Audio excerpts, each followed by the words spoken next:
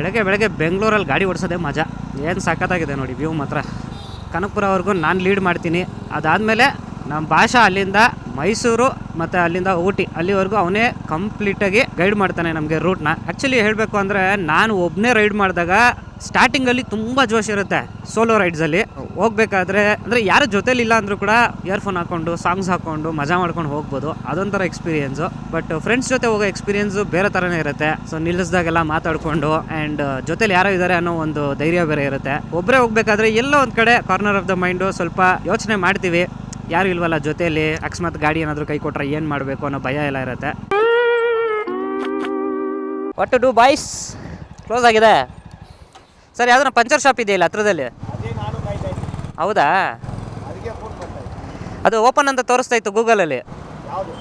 ಇದೆ.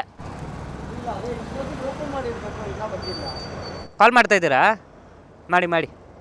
Okay, weight ಮಾಡಿ ನೋಡೋಣ. ಯಾರನ್ನ ಬಂದರೆ ಪಂಚರ್ ಹಾಕ್ಸ್ಕೊಂಡು ಹೋಗೋಣ ಅಷ್ಟೇ. ಏನೋ ನಿಂದು ಗೋಳು. ಬೆಳಗ್ಗೆ ಫಸ್ಟು ಗಾಡಿ ಸೆಟ್ ಆಗಿಲ್ಲ, ಟ್ರಿಪ್ಪೇ ಕ್ಯಾನ್ಸಲ್ ಮಾಡೋಣ ಅಂದೆ. ಇವಾಗ ಗಾಡಿ ಬಂತು, ನೋಡಿದ್ರೆ puncture. Don't worry, it all happens ಅಷ್ಟೇ. ಅಷ್ಟೇ. Be motivated man. ಕನ್ನಡದಲ್ಲಿ ಮಾತಾಡೋ, ವ್ಲಾಗ್ ರೆಕಾರ್ಡ್ ಆಗ್ತಿದೆ. ನಮ್ಮ ಅಣ್ಣ ಗ್ಯಾಪಲ್ಲಿ ಫುಲ್ಲು ತಮಿಳಲ್ಲಿ ಹೊಡಿತಾವ ನವಾಗಿಂದ. ಇಂಥ ರೋಡಲ್ಲಿ ಒಂದು ಒಳ್ಳೆ ಕನ್ನಡ ಹಾಡು ಹಾಕ್ಕೊಂಡು ಸ್ಪೀಡ್ನ ಒಂದು 80ಯಲ್ಲಿ ಇಟ್ಕೊಂಡು ಹೋಗ್ತಾ ಇದ್ರೆ ಮಜಾ ಇರುತ್ತೆ ಅನ್ಕೊಳ್ಳಿ. ಕರುನಾಡು ಸ್ವರ್ಗದ ಸೀಮೆ, ಕಾವೇರಿ ಹುಟ್ಟಿದ ನಾಡು,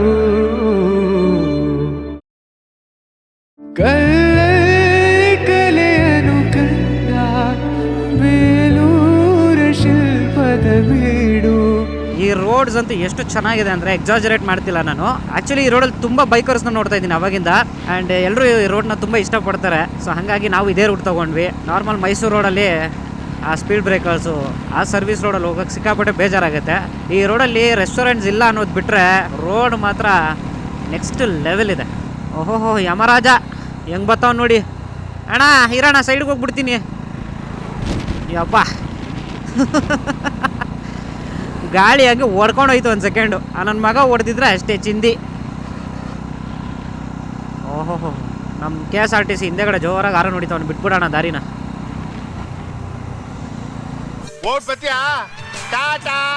okay, boys are lined up again. ಚೆನ್ನಾಗಿದೆ, ಒಂಥರ ಮಜಾ ಇದೆ ಇದು.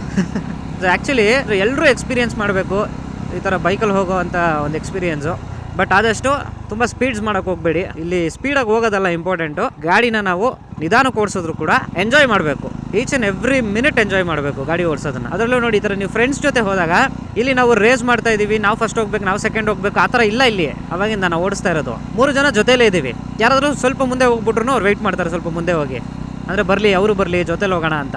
ಸೊ ಆ ಥರ ಒಂದು ಪೇಸ್ನ ಮೇಂಟೈನ್ ಮಾಡ್ಕೊಂಡು ಹೋಗ್ತಾ ಇದ್ದೀವಿ. ಅದೊಂಥರ ಚೆನ್ನಾಗಿ ಅನ್ನಿಸ್ತಿದೆ ನನಗೂ. ಸೊ ಇವಾಗಿನ ಜನ್ರೇಷನ್ ಹುಡುಗರು ಯಾರ್ಯಾರು ಬೈಕಿಂಗ್ ಮಾಡಬೇಕು, ನಾನು ಈ ಥರ ಟ್ರಾವೆಲ್ ಮಾಡಬೇಕು ಅಂತ ಅನ್ಕೊತಿರೋ, ಶುರು ಮಾಡಿ, ಹೋಗಿ ಟ್ರಾವೆಲ್ ಮಾಡಿ, ಎಂಜಾಯ್ ಮಾಡಿ. ಆದರೆ ರೆಸ್ಪಾನ್ಸಿಬಲ್ ಆಗಿ ರೈಡ್ ಮಾಡಿ. ಯಾಕೆಂದರೆ ನಿಮಗೋಸ್ಕರ ನಿಮ್ಮ ಫ್ಯಾಮಿಲಿಗಳು ಕಾಯ್ತಾ ಇರ್ತವೆ. ವಾಪಸ್ಸು ನೀವು ಸೇಫಾಗಿ ಮನೆಗೆ ಹೋಗಬೇಕು. ಸೊ ಹಾಗಾಗಿ ಆರಾಮಾಗಿ ಹೋಗಿ ಆರಾಮಾಗಿ ಬನ್ನಿ. ನಾವು ಆ್ಯಕ್ಚುಲಿ ಈ ಥರ ರೈಡ್ಸನ್ನ ತುಂಬ ವರ್ಷಗಳಿಂದ ಮಾಡಬೇಕು ಅಂತ ಅಂದ್ಕೊಂಡು ಮಾಡೋಕ್ಕಾಗಿರಲಿಲ್ಲ. ಯಾಕೆಂದರೆ ಒಬ್ಬರ ಹತ್ರ ಬೈಕ್ ಇದ್ದರೆ ಇನ್ನೊಬ್ಬರ ಹತ್ರ ಬೈಕ್ ಇರ್ತಾ ಇರಲಿಲ್ಲ, ಅಥವಾ ಒಬ್ಬರಿಗೆ ಟೈಮ್ ಇದ್ದರೆ ಇನ್ನೊಬ್ರಿಗೆ ಟೈಮ್ ಇರ್ತಾ ಇರಲಿಲ್ಲ. ಕೆಲವೊಂದ್ಸರಿ ದುಡ್ಡು ಯಾರ ಹತ್ರನೂ ಇರ್ತಾ ಇರಲಿಲ್ಲ. ಸೊ ಇವಾಗ ಒಂದು ಸ್ವಲ್ಪ ನಾವು ಫ್ಯಾಮಿಲಿ ಎಲ್ಲ ಆದಮೇಲೆ ಸ್ವಲ್ಪ ಸೆಟ್ಲ್ ಆಗ್ತಾ ಆಲ್ಮೋಸ್ಟ್ ಎಲ್ಲರೂ 30 ಮುಟ್ಬಿಟ್ಟಿದ್ದೀವಿ ಈಗ.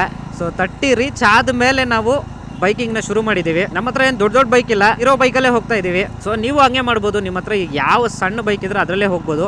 ಒಂದು XL ಇದ್ರೂ ಕೂಡ ನೀವು ರೈಡ್ ಮಾಡ್ಬೋದು. ಹಂಗಾಗಿ ಹೋಗಿ ಎಂಜಾಯ್ ಮಾಡಿ ಅಷ್ಟೇ ನಾನು ಹೇಳೋದು. ದೊಡ್ಡ ಗಾಡಿನೇ ಬೇಕು ಅಂತ ಯೋಚನೆ ಮಾಡೋಕ್ಕೆ ಹೋಗಬೇಡಿ. ಸಣ್ಣ ಗಾಡಿ ಇದ್ರೂ ಕೂಡ ಪರವಾಗಿಲ್ಲ, ರೈಡ್ ಮಾಡೋದನ್ನ ಸ್ಟಾರ್ಟ್ ಮಾಡಿ ಆದಷ್ಟು ಬೇಗ. ಯಾಕೆಂದರೆ ವಯಸ್ಸಾದಮೇಲೆ ತುಂಬ ಕಷ್ಟ ಲಾಂಗ್ ರೈಡ್ಸ್ ಹೋಗೋದು. ಆಮೇಲೆ ವಯಸ್ಸಾದಮೇಲೆ ನಾನು ಮಾಡಬೇಕಾಗಿತ್ತು ಏಜಲ್ಲಿದ್ದಾಗ ಅಂತ ಅಂದ್ಕೋಬೇಡಿ.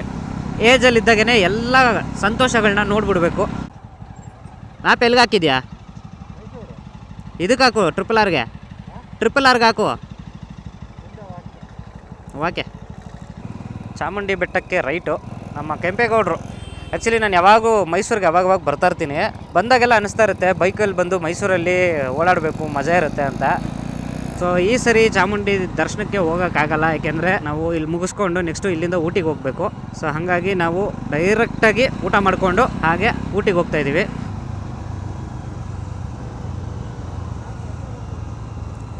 ಎಲ್ಲಿಗೆ ಹೋಗುತ್ತಾ? ಚೆನ್ನಾಗಿ ಕೇಳಿದೆ. ಎಲ್ಲಿಗೆ ಹಾಕಿರ್ತೀವಿ ಅಲ್ಲಿಗೆ ಹೋಗುತ್ತೆ. ಆ್ಯಂಡ್ ಈ ಜಾಗ ನೀವು ಕರೆಕ್ಟಾಗಿ ಅಬ್ಸರ್ವ್ ಮಾಡಿದ್ರೆ ಇಲ್ಲಿಂದ ಲೈಟಿಂಗ್ಸ್ ಮಾಡಿದಾಗ ಬೆಟ್ಟ ಕಾಣುತ್ತೆ. ಬೆಟ್ಟದ ಮೇಲೆ ಸುಸ್ವಾಗತ, ವೆಲ್ಕಮ್ ಅಂತೆಲ್ಲ ಕಾಣುತ್ತೆ. ಅಲ್ಲಿ ಮೇಲೆ ಲೈಟಿಂಗ್ಸ್ ಹಾಕಿರ್ತಾರೆ, ತುಂಬ ಚೆನ್ನಾಗಿ ಕಾಣುತ್ತೆ ಅದು. ನೀವು ನನ್ನ ಲೈಟಿಂಗ್ ವೀಡಿಯೋ ಏನಾದರೂ ನೋಡಿಲ್ಲ ಅಂದರೆ ಮೈಸೂರಲ್ಲಿ ದಸರಾ ಟೈಮಲ್ಲಿ ಮಾಡಿರೋದು, ಹೋಗಿ ಚೆಕ್ ಮಾಡಿ ವೀಡಿಯೋನ. ನಾನು ಮೇಲ್ಗಡೆ ಐ ಬಟನಲ್ಲಿ ಹಾಕಿರ್ತೀನಿ. ತುಂಬ ಎಫರ್ಟ್ ಹಾಕಿ ನಾನು ಆ ವೀಡಿಯೋ ಮಾಡಿದ್ದೆ. ಸೊ ಹಾಗಾಗಿ ಹೋಗಿ ಮಿಸ್ ಮಾಡಿದೆ, ಆ ವೀಡಿಯೋನು ನೋಡಿ. ಆ ವೆಲ್ಕಮ್ ಅನ್ನೋದನ್ನ ಕೂಡ ತೋರಿಸಿದ್ದೀನಿ. ಆ್ಯಂಡ್ ಇಲ್ಲಿ ಲೆಫ್ಟ್ ಸೈಡಲ್ಲಿ ನಿಮ್ಗೊಂದು ಲೇಕ್ ಬರುತ್ತೆ. ಲೆಫ್ಟ್ ಅಲ್ಲ ರೈಟ್ ಅಲ್ಲ, ಮೋಸ್ಟ್ಲಿ ರೈಟಲ್ಲಿ ಅನ್ಸುತ್ತೆ. ಸೊ ಈ ಲೇಕಲ್ಲಿ ನಿಮಗೆ ಕೇವಲ 30 ರೂಪಾಯಿಗೆ ಬೋಟಿಂಗ್ ಮಾಡ್ಬೋದು. ಮಿಸ್ ಮಾಡದೆ ಬಂದಾಗ ಮೈಸೂರಲ್ಲಿ ಈ ಜಾಗದಲ್ಲಿ ಬೋಟಿಂಗ್ ಮಾಡಿ, ತುಂಬ ಚೆನ್ನಾಗಿರುತ್ತೆ. ನೋಡಿ ರೈಟ್ ಸೈಡಲ್ಲೇ ಇದೆ. ಆ್ಯಂಡ್ ಇಲ್ಲಿ ಕ್ರೌಡ್ ಕೂಡ ತುಂಬ ಕಮ್ಮಿ ಇರ್ತಾರೆ. ಸಂಜೆ ಹೊತ್ತು ಬಂದು ಫ್ರೆಂಡ್ಸು ಫ್ಯಾಮಿಲಿ ಜೊತೆ ಬಂದು ರೈಡ್ ಮಾಡ್ಬೋದು ಬೋಟ್ನ, ತುಂಬ ಚೆನ್ನಾಗಿರುತ್ತೆ. ಆ್ಯಂಡ್ ಈ ಜಾಗ ನಿಮ್ಗೆ ಗೊತ್ತೇ ಇದೆ. ಸೊ ಇದ್ರ ವಿಡಿಯೋ ಕೂಡ ಮಾಡಿದ್ದೀನಿ, ಲೋಕರಂಜನ್ ಆಕ್ವಾ ವರ್ಲ್ಡ್ದು. ಸೊ ಆ ವಿಡಿಯೋನ ನೋಡಿ ಅಂದರೆ ಹೋಗಿ ಗೂಗಲ್ ಮೇಲೆ ಚೆಕ್ ಮಾಡಿ. ನೀವು ಇದರಲ್ಲೇ ನಿಮ್ಗೆ ಅರ್ಥ ಆಗುತ್ತೆ ನಾನು ಮೈಸೂರು ಎಷ್ಟು ಓಡಾಡಿದ್ದೀನಿ ಅಂದರೆ ಸಿಕ್ಕಿದ್ದನ್ನೆಲ್ಲ ವಿಡಿಯೋ ಮಾಡಿದ್ದೀನಿ. ಯಾಕೆಂದರೆ ತುಂಬ ಜನಕ್ಕೆ ಮೈಸೂರಲ್ಲಿ ಎಷ್ಟೊಂದು ಒಳ್ಳೊಳ್ಳೆ ಜಾಗಗಳಿದ್ದಾವೆ ನೋಡುವಂಥದ್ದು. ಎಷ್ಟಾಗುತ್ತೋ ಅಷ್ಟು ಮೈಸೂರನ್ನ ಕವರ್ ಮಾಡೋದಕ್ಕೆ ಟ್ರೈ ಮಾಡಿದ್ದೀನಿ. ನಾನು ಚಾನಲ್ ಸ್ಟಾರ್ಟ್ ಮಾಡಿದಾಗಿಂದ ಜಾಸ್ತಿ ಎಕ್ಸ್ಪ್ಲೋರ್ ಮಾಡಿರೋ ಜಾಗ ಯಾವುದು ಅಂತ ಕೇಳಿದ್ರೆ ಅದು ಮೈಸೂರು ಒಂದೇ. ನೋಡಿ ಇದಕ್ಕೆ ಹೇಳ್ತಾ ಇದ್ದಿದ್ದು, ಮೈಸೂರಲ್ಲಿ ಟ್ರಾಫಿಕ್ ಜಾಸ್ತಿ ಆಗ್ತಾಯಿದೆ, ಜನಗಳು ಬರಬೇಡಿ ಇಲ್ಲಿ ಬಂದು ಮನೆ ಮಾಡಬೇಡಿ ಅಂತ ಯಾಕೆ ಮೈಸೂರವರೆಲ್ಲ ಹೇಳ್ತಾ ಇದ್ದಾರೆ ಅಂದರೆ ಇದಕ್ಕೇ. ಯಾಕಂದರೆ ಮೈಸೂರಲ್ಲಿ ಟ್ರಾಫಿಕ್ ಎಷ್ಟು ಕಮ್ಮಿ ಇತ್ತು ಅಂದರೆ ಹಲವಾರು ಸರಿ ಬಂದಿದ್ದೀನಿ. ಬಂದಾಗ ತುಂಬ ಸರಿ ನಾನು ಮೈಸೂರಲ್ಲಿ ಟ್ರಾಫಿಕ್ ಇಲ್ಲದೇ ಇರೋದನ್ನೇ ನೋಡಿರೋದು. ಬಟ್ ಈ ಥರ ಟ್ರಾಫಿಕ್ ಇದ್ದಾಗ ಸಿಕ್ಕಾಪಟ್ಟೆ ಬೇಜಾರಾಗುತ್ತೆ. ನಾನು RRRಗೆ ಹೋಗಿಲ್ಲ, ಸೊ ಹಾಗಾಗಿ ನನಗೆ ರೂಟ್ ಗೊತ್ತಿಲ್ಲ. ವಾಚ್ ಟವರ್ ಕಾಣಿಸ್ತು. ವಾಚ್ ಟವರ್ ಕಾಣಿಸಿದ್ಮೇಲೆ ಮೈಸೂರು ಪ್ಯಾಲೇಸ್ ಕಾಣಿಸ್ಬೇಕು. ಬಿಕಾಸ್ ನಾವು ವಾಚ್ ಟವರಿಂದ ತುಂಬ ಹತ್ತಿರ ಇರ್ತೀವಿ ಮೈಸೂರು ಪ್ಯಾಲೇಸ್ಗೆ. ಆ್ಯಂಡ್ ಈ ಸರೌಂಡಿಂಗ್ ಏನಿದೆ ಮೈಸೂರು ಪ್ಯಾಲೇಸು ಸುತ್ತಮುತ್ತ ಒಂದು ಟಾಂಗಾ ರೈಡ್ ಸಿಗುತ್ತೆ, ಅದು ಸೂಪರಾಗಿರುತ್ತೆ.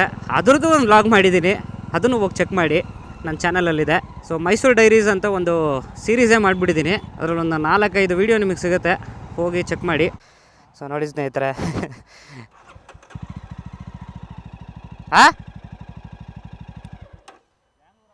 ಹಾಂ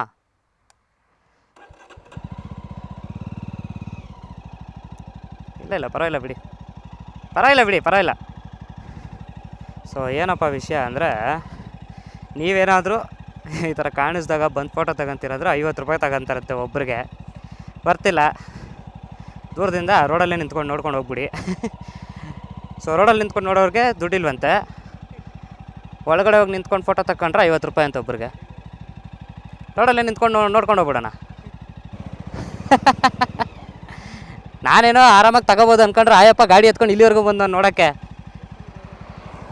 ನಿನಗೆ ಕೆಸರಲ್ಲಿ ಸಿಕ್ತು ಗ್ಯಾಪಲ್ಲಿ.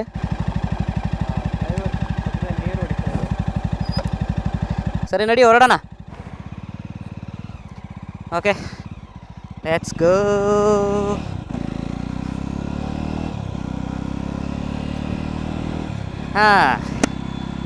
ಸೀರಿಯಸ್ಲಿ ವರ್ತ್ ಇದೆಯಾ ಅಂತ ಕೇಳಿದ್ರೆ ವರ್ತಿಲ್ಲ. ಯಾಕೆ ಅಂದರೆ ಒಂದು ಫೋಟೋಗೆ 50 ರೂಪಾಯಿ ಅಂತೆ. ಅಂದರೆ ನೀವು ಅಲ್ಲಿ ನಿಂತ್ಕೊಂಡು ಫೋಟೋ ತೊಗೋಬೋದು ಎಷ್ಟು ಬೇಕಾದರೂ, ಬಟ್ 50 ರೂಪಾಯಿ ಅಂತ ಹೇಳ್ತಾ ಇದ್ದಾರೆ.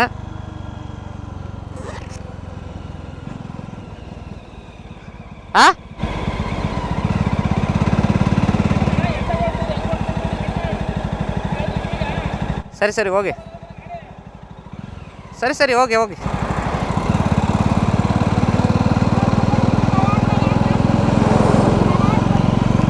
ಸರಿ ಹೋಗಮ್ಮ, ಕಂಡಿದ್ದೀನಿ. ಏನು ಕರೆಕ್ಟಾಗೆ ಬಂದ್ರೂ ಇವ್ರದ್ದೇ ರೋಡ್ ಅನ್ನಂಗೆ ಆಡ್ತಾರೆ. ಓಕೆ, ಸೊ 50 ರೂಪೀಸ್ ಬರ್ತಿಲ್ಲ ಅಲ್ಲಿ ನಿಂತ್ಕೊಂಡು ಫೋಟೋ ತೊಗೊಳೋದಕ್ಕೆ. ರೋಡಲ್ಲಿ ನಿಂತ್ಕೊಂಡು ಫೋಟೋ ತೊಗೊಳ್ಳಿ ಸಾಕು. ಈಗ ಸದ್ಯಕ್ಕೆ ಒಂದು ಬ್ರೇಕ್ ತೊಗೋಬೇಕು ನಾವು, ಯಾಕೆಂದರೆ ತುಂಬ ಹೊತ್ತಿಂದ ಗಾಡಿ ಓಡಿಸ್ತಾ ಇದ್ದೀವಿ.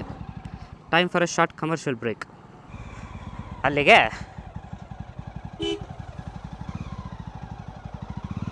ಅವ್ನು ಲೂಸ್ ನನ್ನ ಮಗ ಹಂಗೆ ನಿಲ್ಲಿಸ್ಬಿಟ್ಟ ಗಾಡಿನ.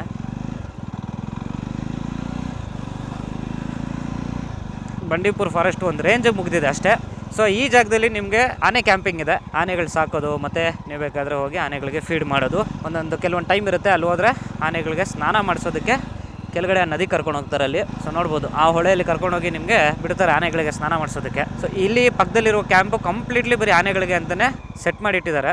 ಗ್ಲೌಸ್ ಬಿಚ್ಚಿಬಿಟ್ಟು ಓಡ್ಸೋಕ್ಕಂತೂ ನಿಜ ಆಗಲ್ಲ. ಅಣ್ಣ ಇರೋಣ. ಅಯ್ಯೋ ಯಾವನು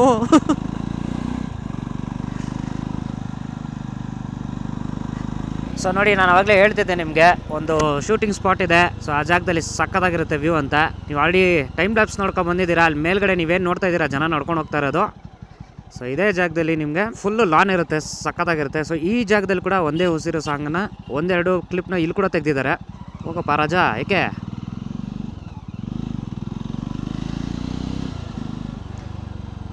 ಸೊ ಬಂದಾಗ ಈ ಜಾಗನ ಮಿಸ್ ಮಾಡದೆ ಬನ್ನಿ, ಚೆನ್ನಾಗಿರುತ್ತೆ ಈ ಜಾಗ ಕೂಡ.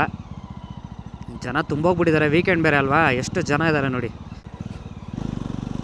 ಇವ್ರು ಸರಿಯಾಗಿ ಓಡಿಸ್ತಾ ಇಲ್ವಾ ಇಲ್ಲ ನಾನು ಸರಿಯಾಗಿ ಓಡಿಸ್ತಿಲ್ವಾ ಗೊತ್ತಾಗ್ತಿಲ್ಲ ಗಾಡಿನ. ಅಲ್ಲಿ ನೋಡಿ ವ್ಯೂ ಕ್ರೇಜಿಯಾಗಿದೆ. ಏನು ಮಾಡ್ತಾ ಇದ್ದೀರಾ ನೀವೆಲ್ಲ ಮನೇಲಿ ಕೂತ್ಕೊಂಡು? ಬನ್ನಿ, ಇಂಥ ಜಾಗಗಳನ್ನ ನೋಡಬೇಕು. ಯಾಕೆಂದರೆ ಮನುಷ್ಯನ ಜನ್ಮ ಅಂತ ಬರೋದು ಒಂದೇ ಸರಿ ಅಂತೆ. ಬಂದಾಗ ಆದಷ್ಟು ಕೋಶ ಓದಬೇಕು, ಇಲ್ಲ ಪ್ರಪಂಚನಾದರೂ ಸುತ್ತ ನೋಡಬೇಕು.